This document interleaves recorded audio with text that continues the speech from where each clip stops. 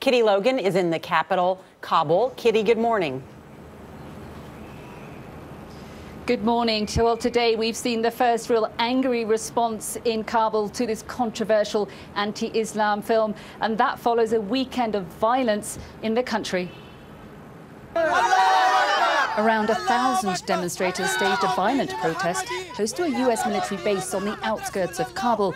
They set at least one police car on fire, burned tyres and chanted, "Death to America, death to the people who insulted our prophet."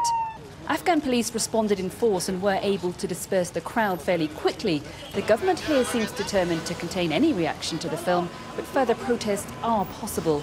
This follows a deadly weekend for NATO troops elsewhere in the country. On Friday, around 15 insurgents staged a complex attack on Camp Bastion, a vast international base in Helmand province. 2 US Marines were killed there in the ensuing battle. It was a brazen assault on such a high-security base. Insurgents wore US military uniforms, were armed with rocket-propelled grenades and used a suicide bomber to blast through the perimeter fence close to the landing strip.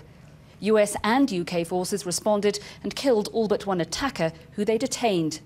But considerable damage was done to buildings and aircraft. At least 6 US Harrier jets were destroyed at an estimated cost of $200 million.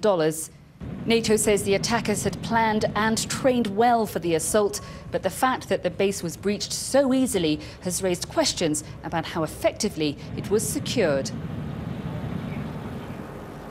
And also this weekend, another 6 international troops were killed, 4 US and 2 British, in another wave of so-called insider shootings. In both cases, it's thought the attacker was a member of the Afghan police, and it brings the total of the numbers of these attacks this year to 51. And it raises questions about the new measures which have been brought in to prevent them if these kind of attacks are still continuing.